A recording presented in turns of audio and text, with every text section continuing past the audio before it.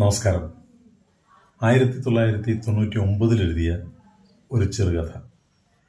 അനുജത്തി. ഏത് നീചരാശിയിലാണ്, ഏത് താരകം ശപിച്ച വേളയിലാണ് എൻ്റെ കുഞ്ഞെ നീ ജനിച്ചത്? അകലെ നിന്നേട്ടനായി ഞാനും.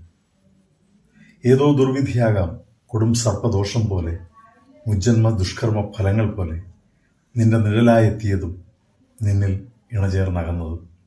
ബാല്യകൗമാരങ്ങൾ നിനക്ക് തുന്നിത്തന്ന ചിത്രശലഭ ചിറകുകൾ കണ്ട് ഏത് രാക്ഷസ നേത്രങ്ങളിലാണ് കാമത്തിൻ ആസുരാഗ്നി ഉണർന്നത്? കാലത്തിന് വിരളി പിടിച്ചിരുന്നു. കാലചക്രം തിരിക്കുന്ന അദൃശ്യകരങ്ങൾ എന്നിട്ടും ഒരു മാത്ര നിശ്ചലമായില്ലെന്നോ? കഷ്ടം. നിന്റെ മസ്തിഷ്കത്തിൽ ഒരു കള്ളക്കാമുകൻ കൗമാര പ്രണയത്തിൻ സിഗരറ്റ് പുകയൂതി. കൗതുക പീലികിളിർത്ത വിസ്മയ മിഴികൾ ചിമ്മി നീയൊരു കവിത പോലെ അവനിൽ മയങ്ങി. വില കുറഞ്ഞ നാണയം പോലെ അവൻ നിന്നെ പലർക്കും കൈമാറി.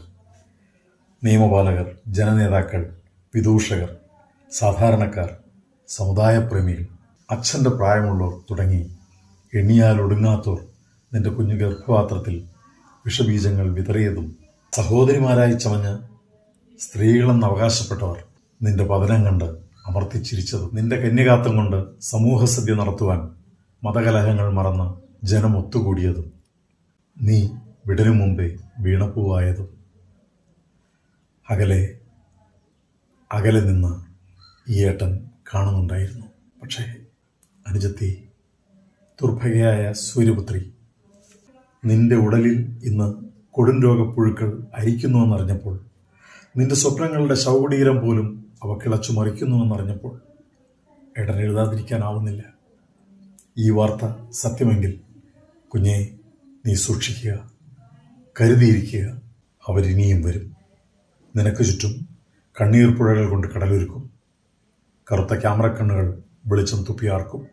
വിഷം ചേർത്ത സാന്ത്വന തൈലം തേച്ച് നിന്നെ അവർ കുളിപ്പിക്കും. ഉറങ്ങുമ്പോൾ അവർ നിന്റെ കഴുത്തറക്കും.